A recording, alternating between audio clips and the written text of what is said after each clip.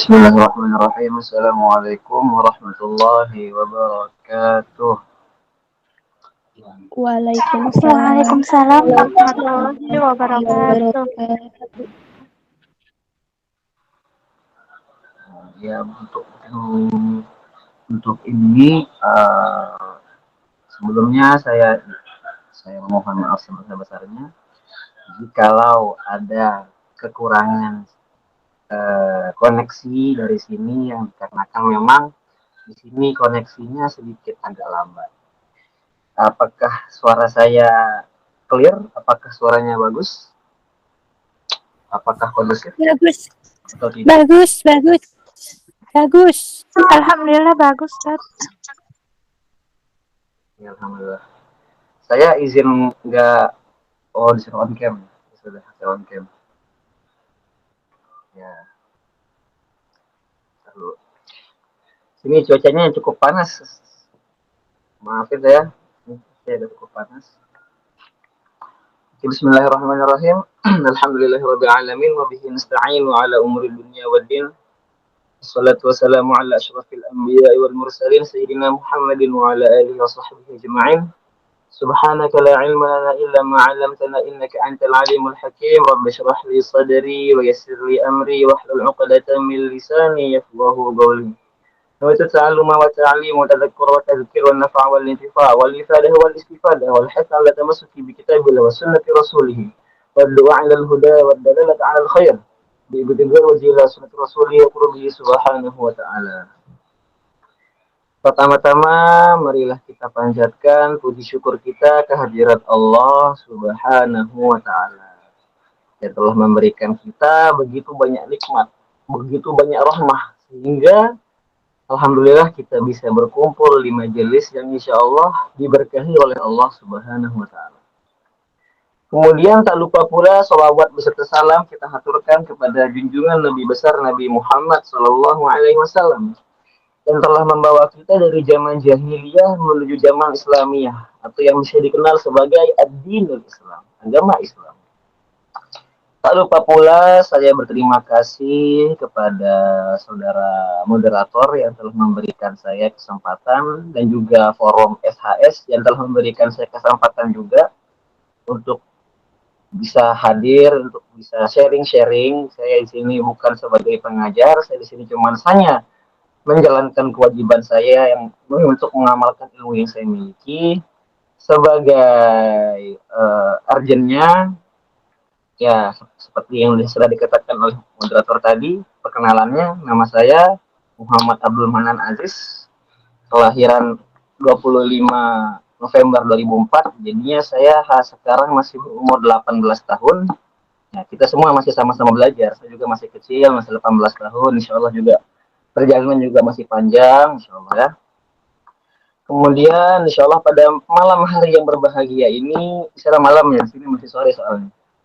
Insyaallah pada malam hari yang berbahagia ini, insyaallah kita akan sampaikan apa yang telah dijabarkan oleh tema yaitu doa, ikhtiar, dan tawakal. Doa, ikhtiar, dan tawakal itu adalah 3 komponen yang tak bisa dilepas. Jadinya doa, ikhtiar, dan tawakal itu adalah 3 komponen yang saling saut menyaut.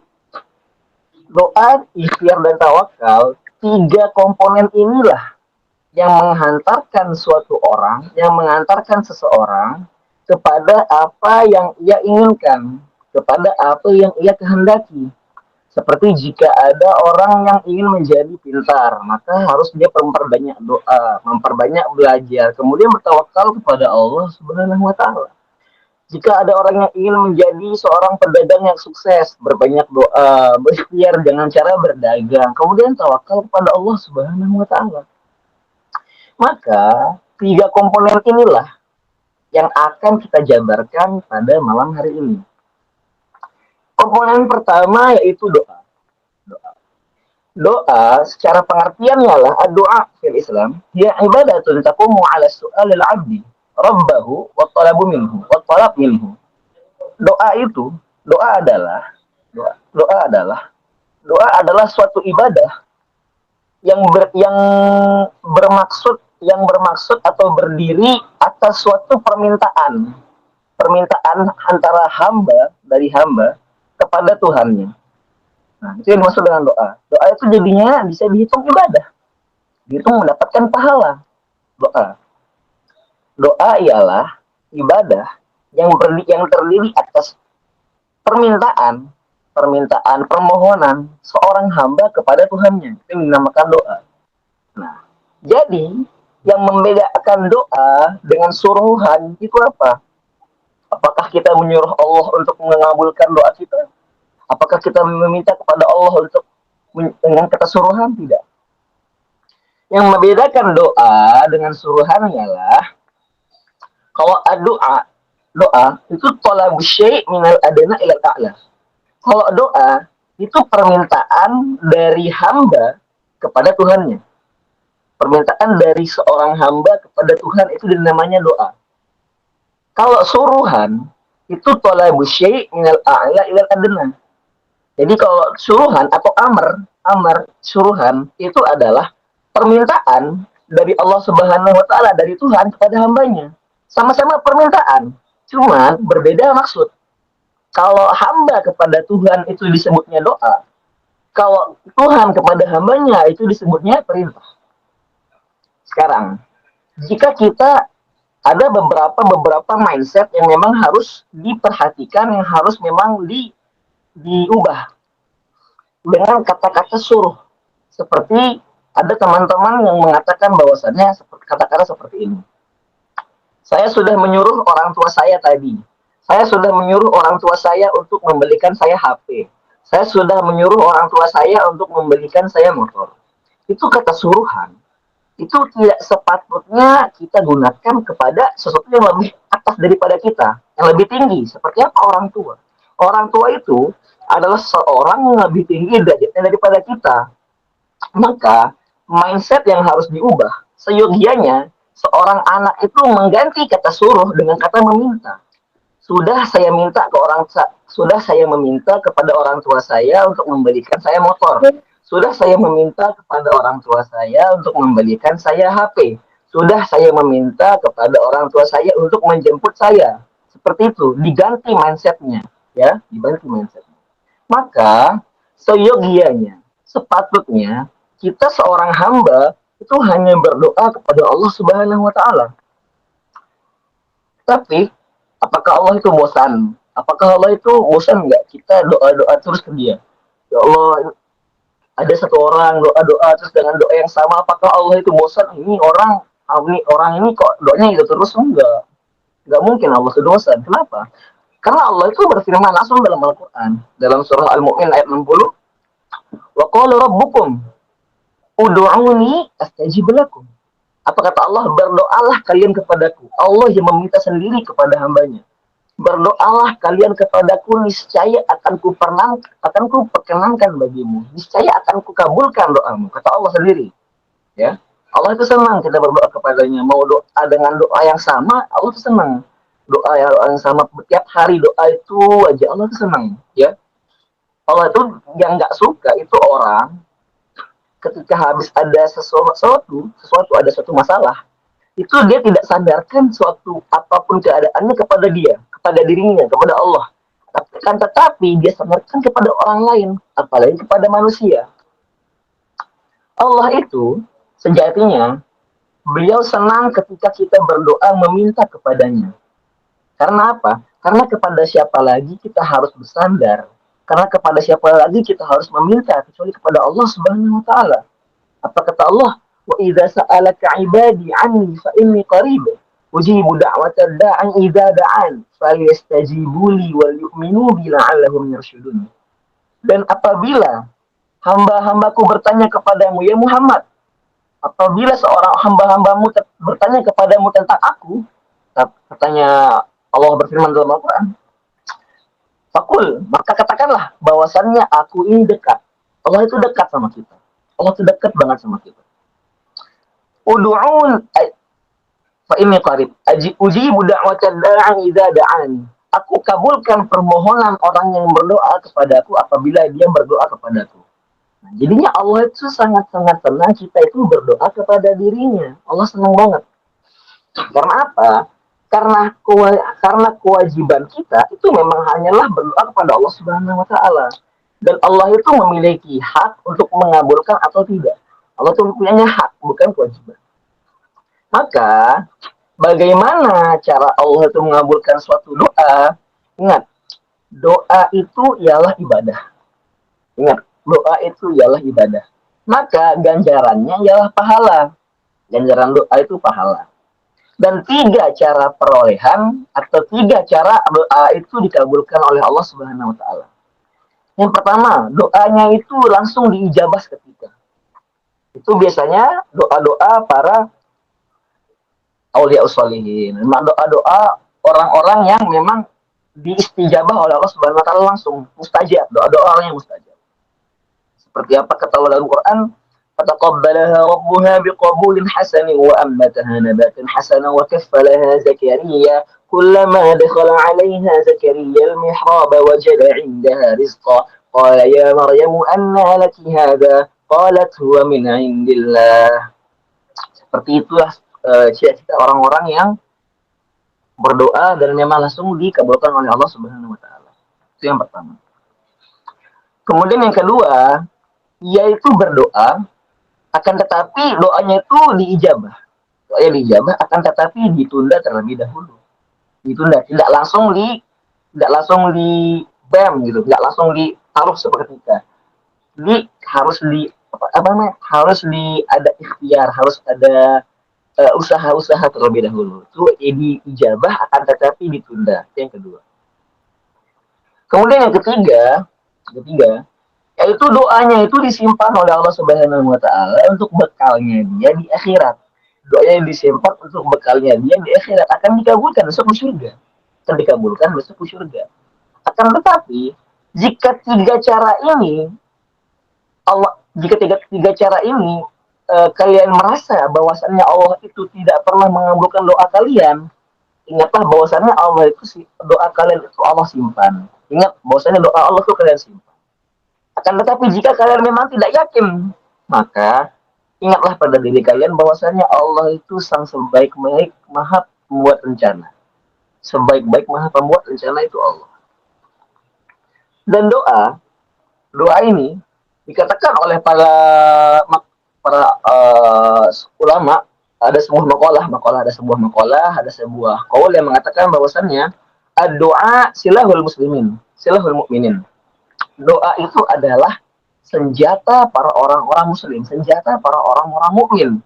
Maka sebagai senjata itu, doa sebagai senjata, maka sepatutnya kita itu selalu melantunkan doa-doa kita. Selalu menyiapkan senjata-senjata kita. Sebagaimana yang dikatakan oleh masyayikh kami di sini, ma laisa lahu wirdun fahuwa kirdun. Ma laisa lahu wirdun fahuwa kirdun. Barang siapa yang tidak memiliki wirid, barang siapa yang tidak memiliki bacaan-bacaan doa, bahwa kirdun, maka orang tersebut sama hukumnya seperti monyet. Dihukum seperti monyet. Kenapa? Karena jika hidup hanyalah sekedar hidup, monyet pun juga hidup. Maka diumpamakan orang yang sholat. Setelah selesai sholat, ia tidak berzikir, ia tidak berdoa, itu diumpamakan seperti monyet yang cuman mencari makan kemudian sampahnya dibuang saja gitu, seperti itu. Jika kalian itu hidup cuma sekedar hidup, monyet pun juga hidup. Itu yang diumpamakan oleh ulama-ulama kami, masyayikh kami di sini. Dan ingat, kunci terkabulnya doa itu adalah doa itu mempunyai konteks kaidah yang bernama malam ya takit lam yantafi. Barang siapa yang tidak percaya maka tidak akan bermanfaat doanya. Barang siapa yang tidak percaya maka tidak akan bermanfaat. Maka jika ada kalian memiliki doa-doa amal-amalan, contoh yang sederhana, baca al-surah al-kahfi setiap hari Jumat. Jika kalian tidak yakin kepada bacaan kalian, jika kalian tidak yakin kepada doa kalian, yakin kepada Allah, maka jika kalian tidak yakin, maka tidak akan bermanfaat doanya. Tidak akan bermanfaat. Seperti itulah kaidah doa. Maka jika kalian berdoa, serahkan semuanya kepada Allah Subhanahu wa taala. Yakin bahwasanya Allah itu Sang Maha-Maha Pemberi, Sang Maha-Maha Penyempurna penyempurna cerita kehidupan. Seperti itu. Kemudian setelah kita jabarkan tadi komposisi pertama, yaitu komposisi doa, kita masuk kepada komposisi kedua, yaitu apa? Ikhtiar. Ikhtiar itu secara bahasa artinya ikhtiar itu memilih. Artinya ikhtiar itu pilihan. Sedangkan secara istilah ialah ikhtiar itu segala perbuatan yang dilakukan manusia untuk mencapai sesuatu yang diinginkan. Ikhtiar itu adalah segala perbuatan yang dilakukan manusia untuk mencapai sesuatu yang diinginkan. Apa dalilnya? Apakah ada dalil ikhtiar? Oh, ada. Dalil ikhtiar apa? Surah An-Najm ayat 39. Apa kata Allah Subhanahu wa taala? Wa alaysa lil insani illa ma sa'a. Dan bahwasannya manusia itu hanya memperoleh apa yang telah ia usahakan. Manusia itu hanya mendapatkan apa yang telah ia usahakan. Inna sa'yakum lasyatta. Sungguh usahamu memang beraneka ragam. Usaha-usaha manusia itu memang beraneka ragam. Inna sa'yakum lasyatta. Sungguh usahamu itu beraneka ragam. Ada orang kami dulu waktu masih di pondok pesantren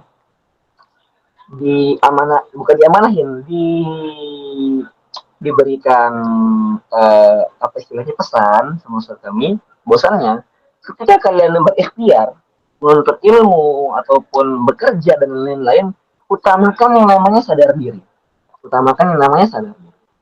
Kenapa? Sadar diri terhadap apa? Pertama, sadar diri terhadap kemampuan diri kalian.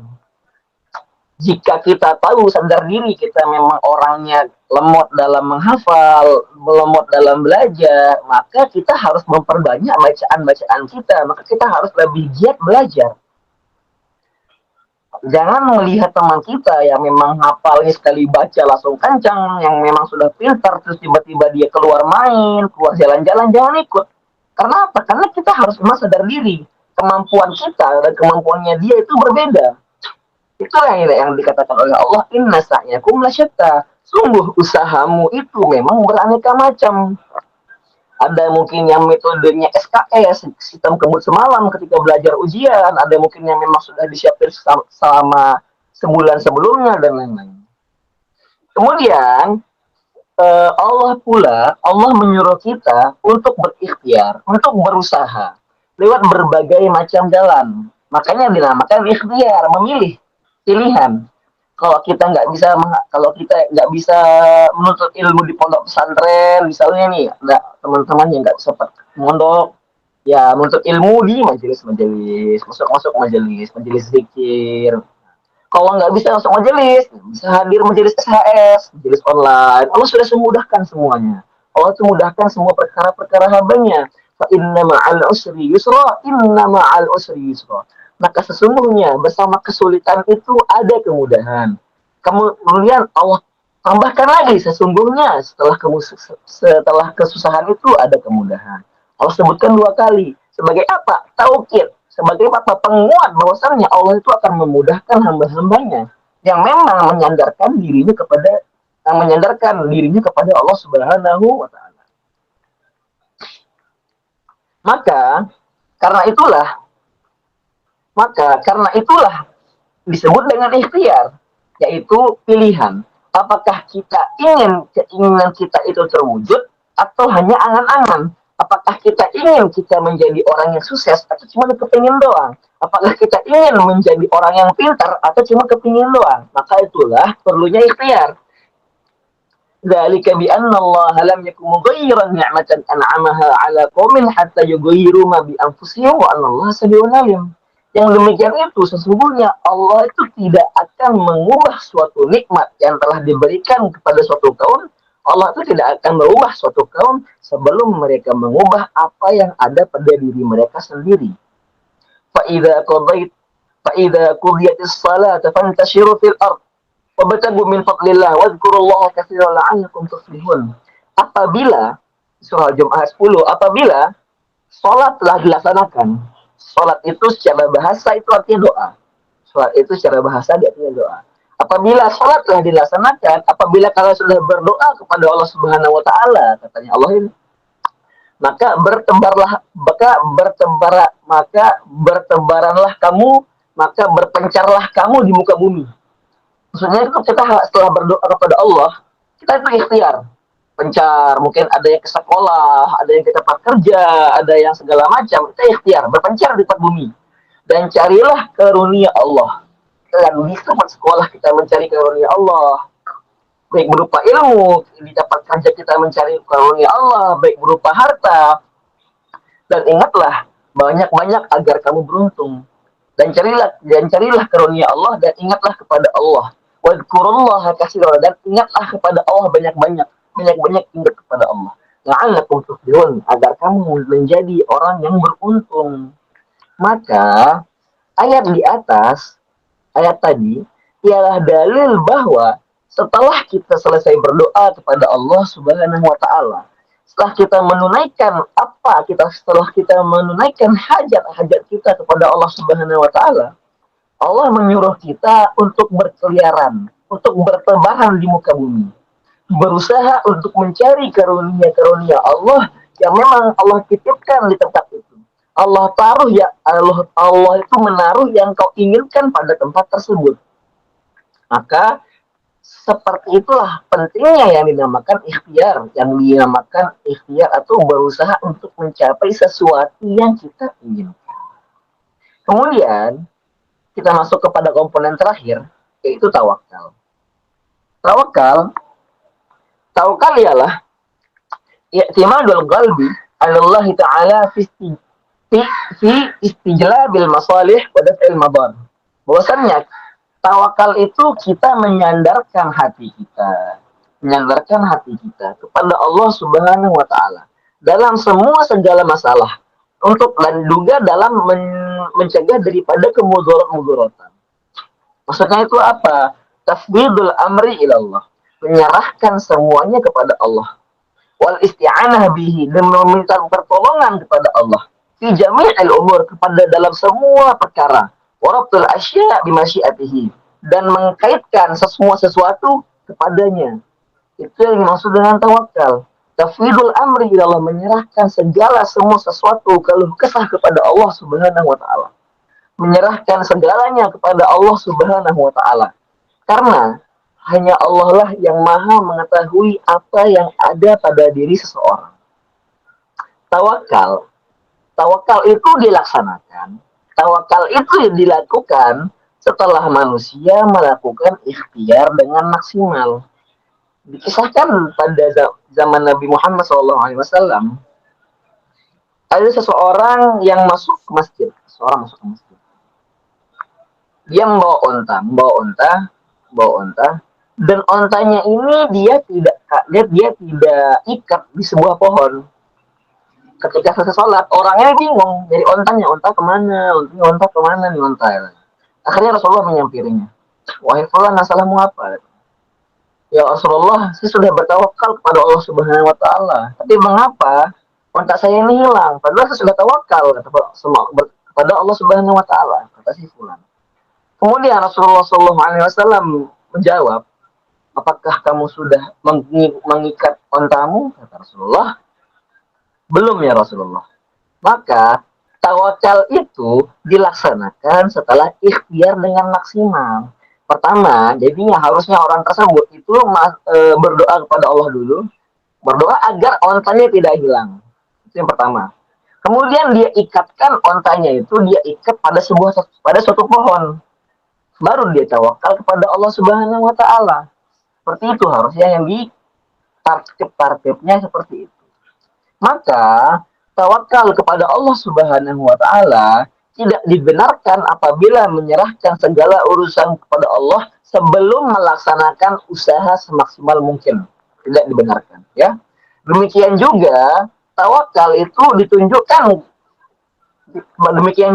tidak dibenarkan tawakal yang ditunjukkan kepada selain Allah Subhanahu wa taala. Tidak dibenarkan tawakal kepada batu, tawakal kepada pohon dan lain segala macam.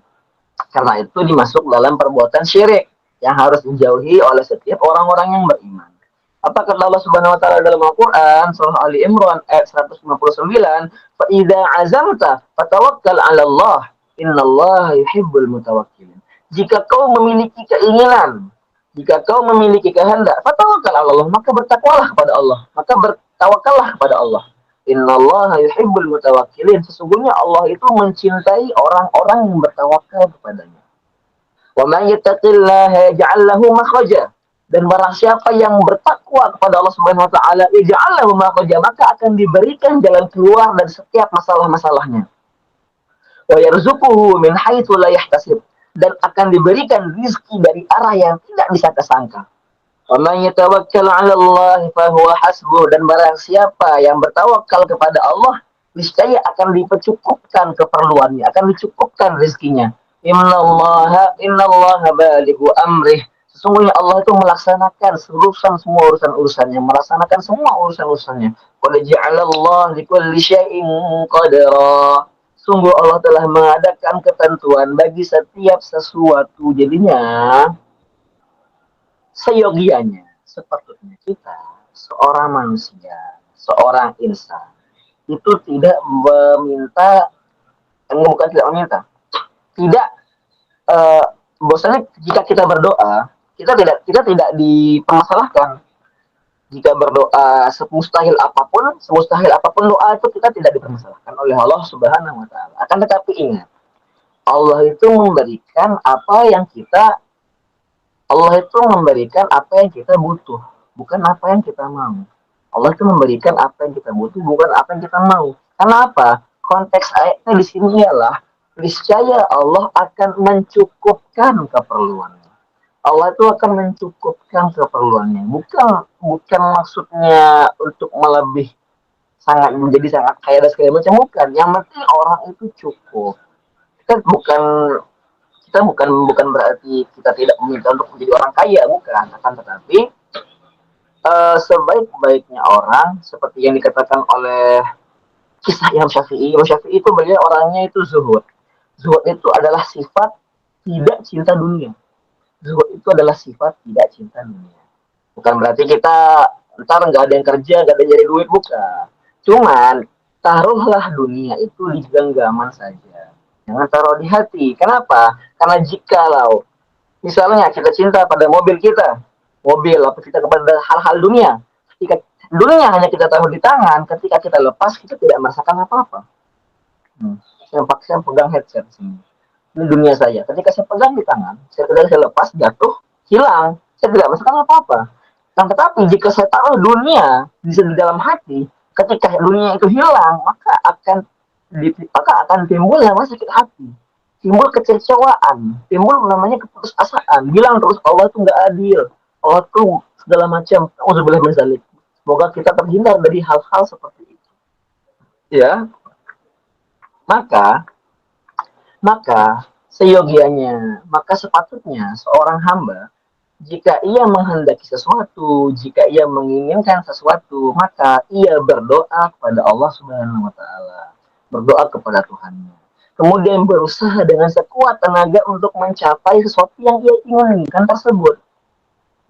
Berusaha sekuat tenaga untuk meraihnya. Kemudian setelah berusaha apa? Menjandarkan segala sesuatunya kepada Allah Subhanahu wa taala. Mungkin sekian sharing-sharing singkat yang dapat saya sampaikan. Apabila ada kesalahan mohon dimaafkan. Wabillahi taufiq wal hidayah wal inayah. Wassalamualaikum warahmatullahi wabarakatuh. Waalaikumsalam warahmatullahi wabarakatuh. Waalaikumsalam warahmatullahi wabarakatuh. Waalaikumsalam warahmatullahi wabarakatuh.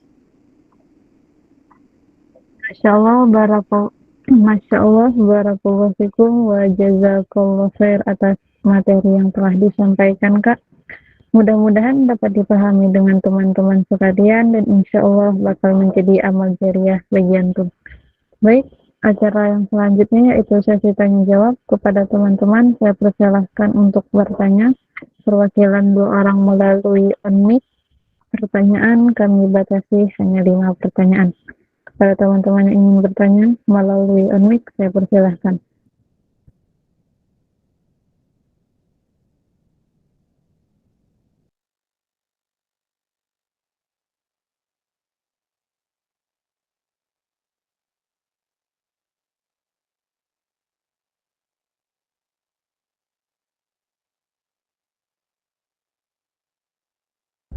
Baik, di kolom komentar ada 1 pertanyaan, izin membacakannya, Kak. Assalamualaikum warahmatullahi wabarakatuh. Izin bertanya, Kak. Tadi Kakak menjelaskan kita harus melakukan doa, ikhtiar, dan tawakal dengan semaksimal mungkin. Jadi gini, misalnya kita punya kerabat yang sakit parah, terus kita sudah berusaha semampu kita tapi nggak ada hasilnya. Kemudian dokter juga sudah melakukan dengan semaksimal mungkin. Pada akhirnya keluarga dan tim medis mencabut semua alat bantuan pada pasien. Tidak lama kemudian pasien meninggal. Apa yang dilakukan itu sudah benar dan apakah itu dosa? Kepada Kakak saya persilahkan untuk menjawab. Tuh. Jadi gini, misalnya kita punya kerabat yang sakit parah, terus kita sudah berusaha semampu kita tapi nggak ada hasilnya. Kemudian dokter juga sudah melakukan dengan semaksimal mungkin. Pada akhirnya keluarga dan tim medis mencabut semua alat bantuan pada pasien. Nggak lama kemudian pasien meninggal. Apakah yang dilakukan itu sudah benar? Jadinya di sini yang perlu diperhatikan yang pertama, yang perlu diperhatikan ini saya nggak bisa nentuin dia dosa apa enggak, cuman yang perlu diperhatikan itu ialah kalau ketika dia si kerabat tersebut dipasangkan apa namanya dipasangkan alat medis, itu jika dia merintih kesakitan, jadi dalam ilmu jinayat itu dikatakan bahwasanya ingin jika seseorang merasa sakit-sakitan, apa enggak sakit-sakitan, terus juga ketika kita pasangkan alat medis, dia merasa kesakitan, itu ikhtiar terakhir ya memang kita cabut saja semuanya, itu ikhtiar terakhir. Mengapa saya mengatakan demikian? Jika dipasangkan alat, jika ketika dipasangkan alat dia merintih kesakitan, maka ketika kita lepas alat tersebut dia akhirnya terhilang dari rasa sakitnya, dengan kata lain nyawanya tercabut tapi rasa sakitnya terhilangkan. Itu yang dikatakan dalam ilmu jinayat bahwasanya ketika kita ingin, contohnya nih, ingin korban kambing, ini apa enggak, dalam ilmu jinayat itu kita ada pembahasan tentang untuk membunuh kan, ada pembahasan tentang membunuh. Ketika kita ingin berkorban itu diusahakan bahwasannya bagaimanapun caranya agar si korban tersebut, si embek tersebut itu tidak merasakan kesakitan. Seperti apa? Jika kita, jadi ya menyembelih itu ada ilmunya. Menyembelih itu ada istilahnya hulkum, sama ada jalur pernapasan sama jalur makanan. Yang itu jalur pernapasan sama jalur makanan itu yang harus diputus oleh seorang penyembelih. Nah, jika seorang penyembelih tersebut tidak melaksanakannya secara bagus, maka si kambing tersebut akan merintih kesakitan dan sang penyembelih itu mendapatkan dosa. Seperti itu. Maka kalau hal seperti ini, ya yang seperti yang saya jabarkan tadi, saya seperti itu. Cuman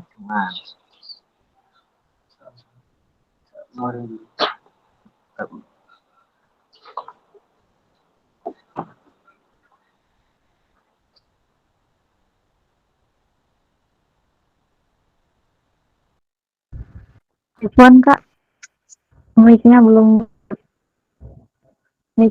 hidup, Afwan. ya dari tadi belum nyala atau baru? Baru aja. Oke, dari tadi. Ya seperti itu yang memang ikhtiar terakhir yang harus dilakukan. Ya. Contoh saja nih, jika kita jangan orang lain, diri kita.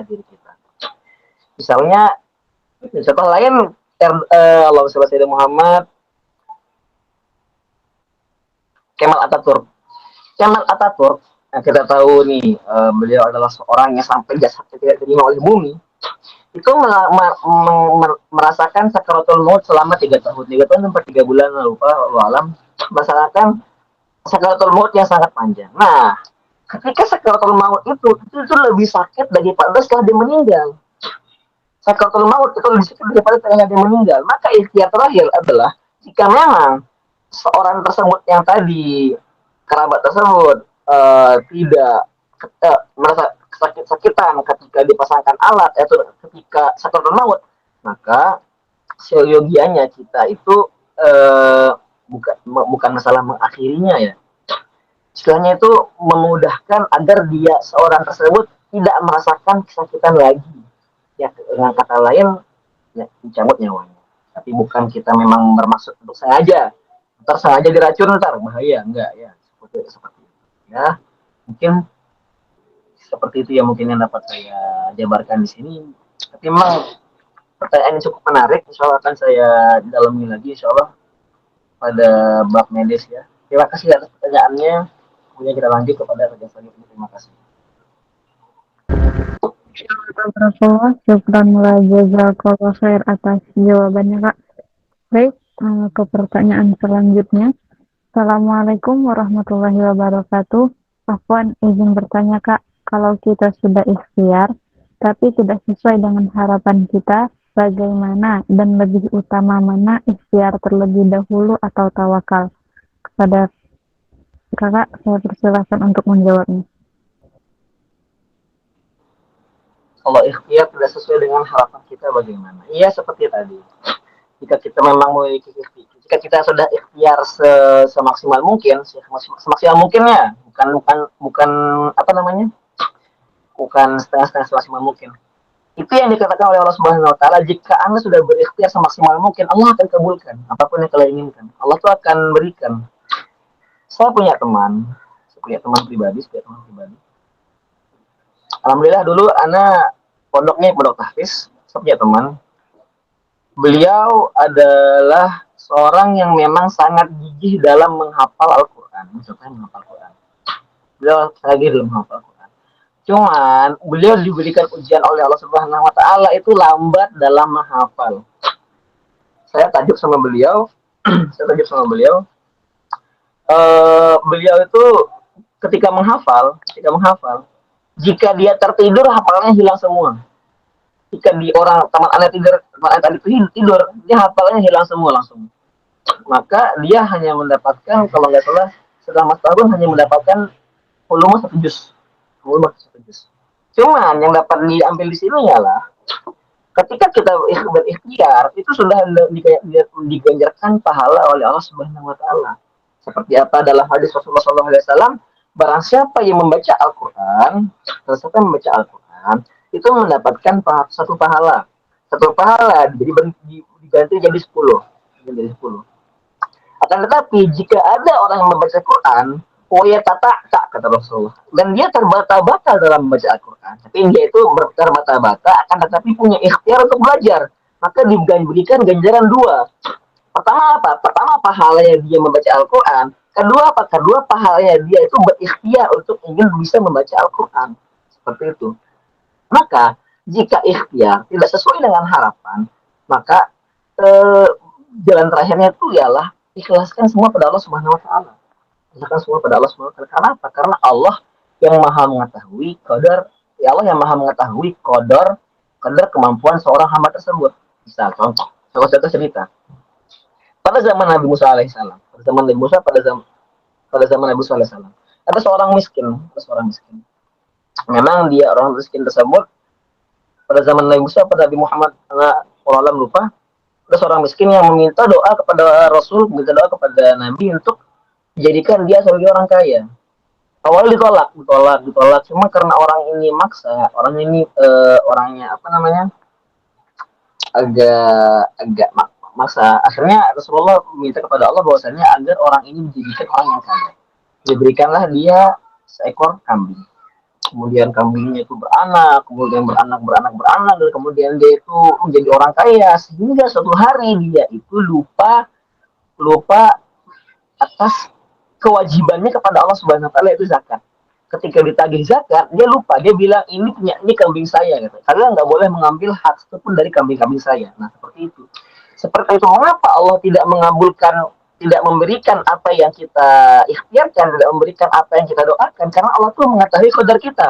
Jikalau kita seperti orang yang meminta agar ingin kaya, jika kita memang diberikan kekayaan oleh Allah Subhanahu wa taala, kita jadi kufur. Nah, Allah tidak menginginkan kita menjadi hal seperti itu.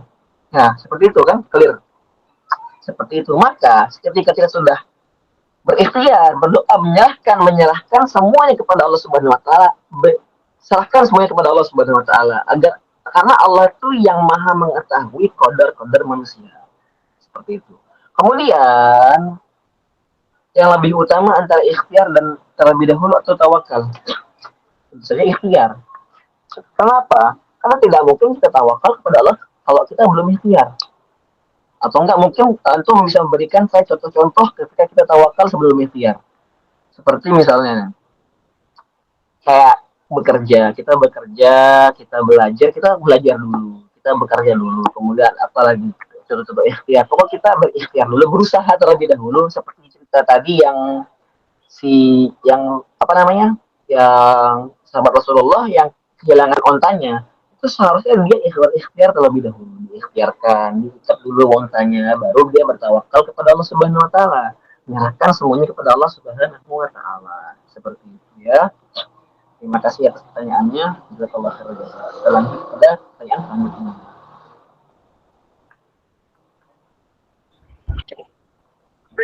Barakallah, syukran wa jazakallah khair atas jawabannya, Kak. Baik, kita ke pertanyaan yang selanjutnya. Assalamualaikum warahmatullahi wabarakatuh. Izin bertanya, Kak, bagaimana hubungan ikhtiar, tawakal, dan doa dalam menyikapi suatu takdir manusia? Manfaat tawakal itu seperti apa ya? Pada Kakak, saya persilahkan untuk menjawab. Assalamualaikum, Kak, izin bertanya, bagaimanakah hubungan ikhtiar, tawakal, dan doa dalam menyikapi suatu takdir manusia? Manfaat tawakal seperti apa? Saya pernah membaca hadis namanya dalam mujianya hadis itu la yaruddu takdir illa doa. Bahwasanya takdir itu tidak dapat diubah, tidak dapat ditolak kecuali dengan doa. Tetapi ya takdir Allah itu memang takdir la yaruddu takdir illa doa. Maksudnya takdir Allah itu tidak dapat ditolak kecuali dengan doa. Kemudian bagaimanakah hubungan ikhtiar, tawakal, dan doa dalam menyikapi suatu takdir manusia? Nah, takdir itu dibagi menjadi dua. Seperti yang kita tahu, seperti kita telah baca di bersama. Ada namanya takdir mubham, ada takdir yang dapat diubah, dan takdir yang tidak dapat diubah. Takdir yang tidak dapat diubah seperti apa? Kematian, jodoh, dan lain segala macam. Kemudian takdir yang dapat diubah itu bisa kita ubah dengan kita berdoa, dengan kita berikhtiar kepada Allah Subhanahu wa taala. Seperti itu. Ada, memang pernah, karena memang permasalahan gaib seperti ini, permasalahan gaib seperti takdir, sering menimbulkan pertanyaan-pertanyaan yang memang bisa dikatakan sedikit nyeleneh.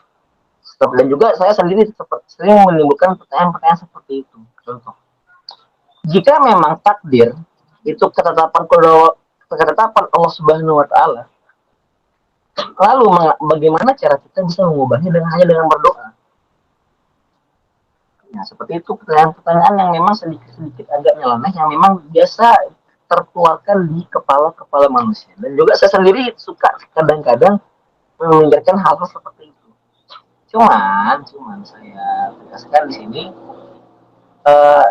bahwasannya ada suatu makalah yang bernama Allah Subhanahu Muhammad, fakiru fi khalqil, la tufakir fi datillah, bal tufakiru fi khalqillah. Janganlah kau berpikir kepada zatnya Allah Subhanahu wa taala, Janganlah kau berpikir kepada zatnya Allah Subhanahu wa taala, akan berpikirlah kepada hal-hal yang dari yang telah Allah ciptakan. Itu seperti apa? Di sini yang dinamakan namanya itu yakin. Sini yang dinamakan namanya yakin. Kita yakin, kita dinamakan yakin, dan itu dinamakan yakin ketika kita percaya kepada sesuatu itu tanpa harus kita bertanya terlebih dahulu. Contoh, kita yakin sama teman kita. Kita yakin sama teman kita. Kita titipin dia HP. Titipin dia HP. Apakah kita akan bertanya teman kita seperti ini apa segala macam? Oh tidak. Kenapa? Karena kita sudah yakin kepada teman kita tersebut. Seperti begitu pula ketika kita yakin kepada Allah Subhanahu wa taala, ketika kita yakin kepada Allah Subhanahu wa taala, jangan pernah berpikir untuk bertanya seperti apa Allah itu, seperti apa Allah itu sedang ngapain, jangan. Itu pertanyaan-pertanyaan yang nyeleneh. Memang itu biasa ditanyakan oleh orang-orang yang tidak beragama. Akan tetapi kita semua sudah beragama. Maka itulah cara kita melatih keyakinan kita kepada Allah Subhanahu wa taala. Kemudian manfaat tawakal itu seperti apa? Manfaat tawakal itu seperti saya katakan tadi, fa idza azamta fatawakkal 'ala Allah. Jika kau sudah berkehendak, fatawakal 'ala Allah, maka bertakwalah kepada Allah Subhanahu wa taala. Innallaha yuhibbul mutawakkil. Sesungguhnya Allah itu mencintai orang-orang yang bertawakal. Maka jika kita masuk kepada makom tawakal, kita masuk kepada hamba-hamba Allah yang dicintai olehnya. Kemudian apa lagi katanya? May yattaqillah yaj'al lahu makhraja. Barang siapa yang bertakwa kepada Allah Subhanahu wa taala, yaj'al lahu makhraja, maka akan dibukakan seluruh pintu-pintu kemasalahannya. Bakal akan dibukakan seluruh pintu-pintu jalan keluar dari masalah-masalah. Itulah manfaat yang bisa kita peroleh dari kita bertawakal kepada Allah Subhanahu wa taala. Karena jika bukan kepada Allah, kepada siapa lagi kita mau bertawakal? Ya, seperti itu. Terima kasih atas pertanyaannya. Lanjut. Baik, satu pertanyaan terakhir, Kak. Assalamualaikum warahmatullahi wabarakatuh. Izin bertanya, Kak, kan kita udah berdoa dan berikhtiar, tapi belum ada jawabannya dari doa tersebut.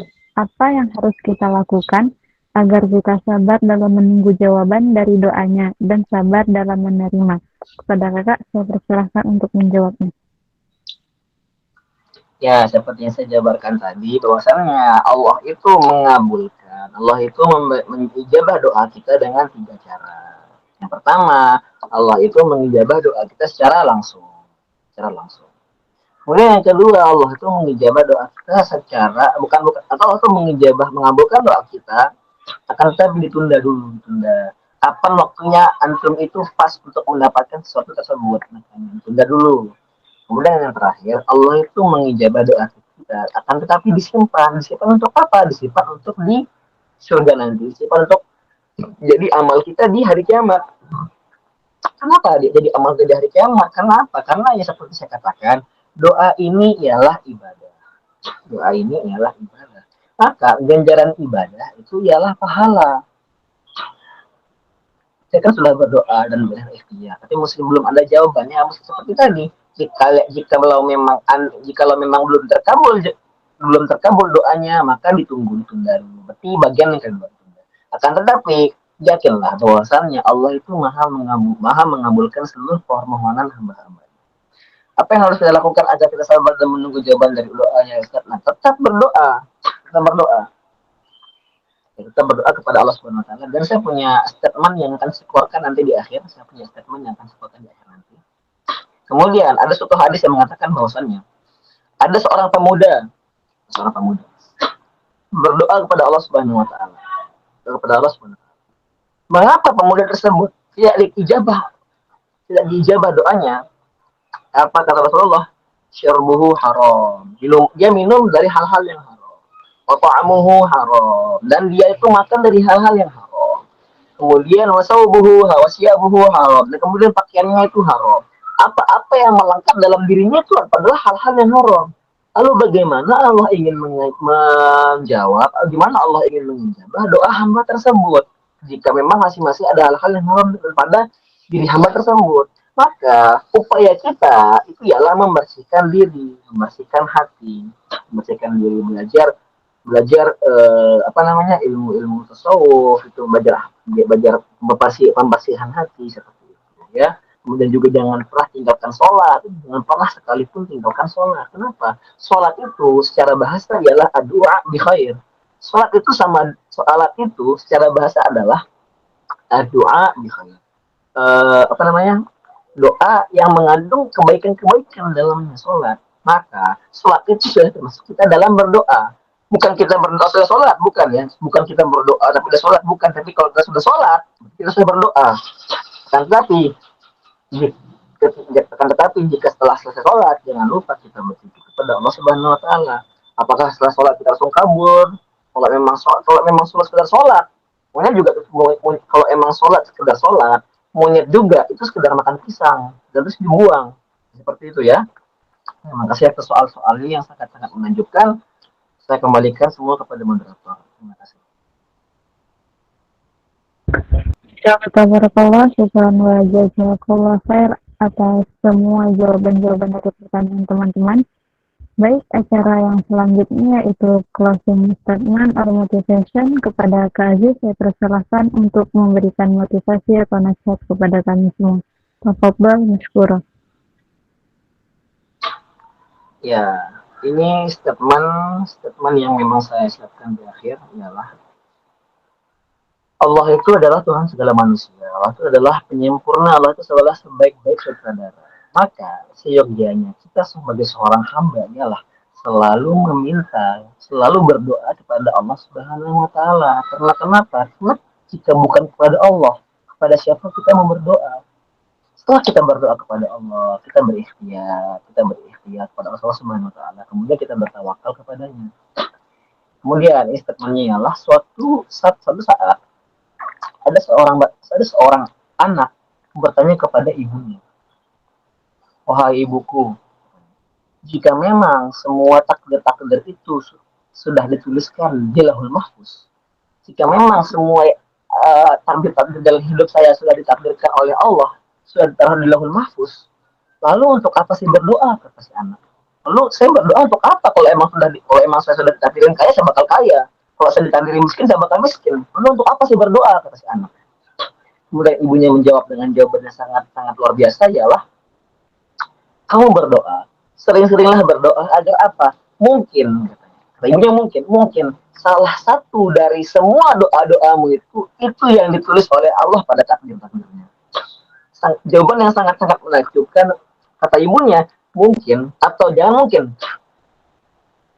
Yang satu, mungkin semua doa-doa yang kamu panjatkan kepada Allah Subhanahu Wa Taala, semua doa-doa tersebut ialah semua yang kau inginkan, itulah yang ditulis oleh Allah Subhanahu Wa Taala di Lauhul Mahfuznya. Ya, jadinya jangan pernah kita berhenti berdoa kepada Allah Subhanahu Wa Taala, dan juga jangan pernah kita berhenti menyandarkan segala urusan kita. Sandarkan semuanya kepada Allah Subhanahu Wa Taala. Jangan sandarkan kepada makhluk. Kemarin ada orang yang berkata kepada saya, kenapa dia gelisah, kenapa dia itu hatinya tidak tentram, karena ketika dia ada masalah, dia ceritanya itu bukan kepada Allah, ceritanya kepada apa? Manusia nggak bisa memberikan solusi. Kenapa? Karena yang memberikan masalah, yang memberikan jalan keluar dari masalah ialah orang yang memberikan masalah. Orang yang menciptakan masalah siapa? Allah Subhanahu Wa Taala. Allah lah yang bisa memberikan jalan keluar. Maka kita sandarkan semuanya kepada Allah Subhanahu Wa Taala. Ala bizikrillah tatma'innul qulub.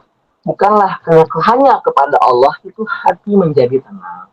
Maka saya sendiri membiasakan diri saya itu untuk selalu membawa tasbih kemanapun, ke kelas, ketika ujian, segala macam saya selalu membawa tasbih. Kenapa? Karena itu yang membuat hati saya tenang. Itu dapat pahala kan? Itu dapat pahala.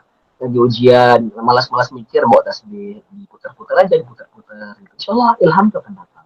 Ya, mungkin sedikit closing statement dari saya. Insyaallah bisa dicerna. Insyaallah apa-apa yang kita dapatkan pada malam hari ini bermanfaat bagi diri kita, bagi keluarga dan juga bangsa dan agama. Wabillahi taufiq wal hidayah. Akhirul kalam, wassalamualaikum warahmatullahi wabarakatuh. Waalaikumsalam warahmatullahi wabarakatuh. Masya Allah, tabarakallah, barakallahu fikum. Syukran atas motivasinya, Kak. Semoga dapat kami jadikan pengingat dan menjadi bahan muhasabah untuk di setiap kehidupan hari-hari. Baik, acara yang selanjutnya yaitu doa kepada Kak Aziz. Saya persilahkan untuk memimpin doa pada kajian malam hari ini. Tafadhol masykurah.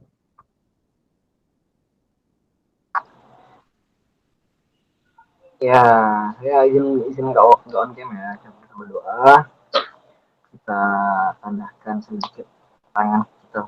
tangan kita kepada Allah Subhanahu Wa Taala, sebagaimana seorang hamba, seorang pengemis meminta kepada tuannya. Kita menandahkan sedikit tangan kita kepada Allah Subhanahu Wa Taala. Kita berdoa. Inilah keajaiban doa. Bismillahirrahmanirrahim. A'udzubillahi minasyaitonir rajim. Bismillahirrahmanirrahim. اللهم يا عظيم السلطان يا قديم الإحسان يا دائم النعم يا كثير الجود يا واسع العطاء يا خفي اللطف يا جميل الصنع يا حليم لا يعجل صل يا ربي على سيدنا محمد وآله وسلم وارض عن الصحابة أجمعين اللهم لك الحمد شكرا ولك المن فضلا وأنت ربنا حقا وأنت عبيدك رزقا وأنت لم تزل لذلك أهلا يا ميسر كل عسير ويا جابر كل كسير يا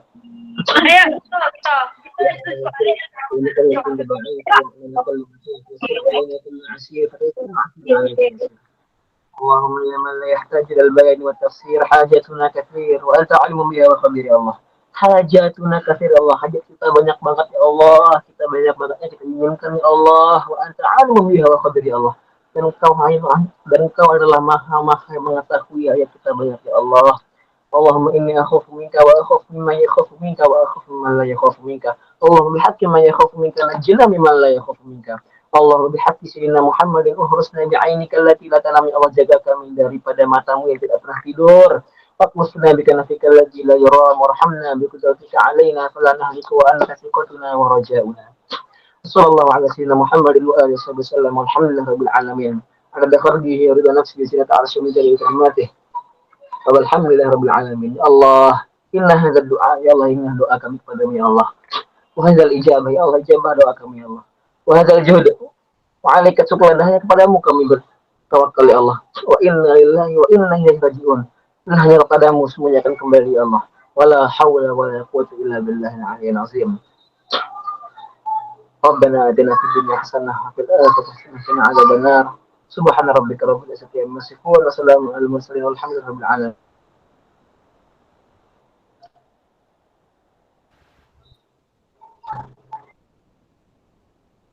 Amin.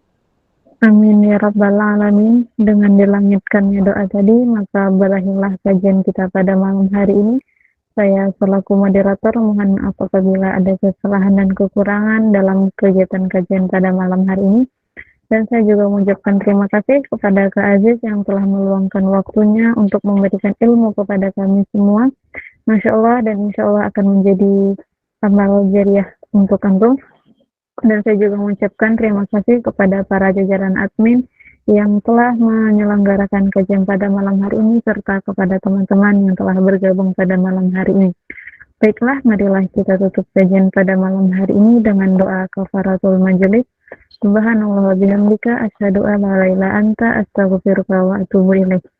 Saya tundukkan kepala nan 1, angkatkan jari nan 10, mohon ampun kepada Allah, minta maaf kepada yang tua, salam hormat kepada yang muda. Wabillahi taufiq wal hidayah. Wassalamualaikum warahmatullahi wabarakatuh.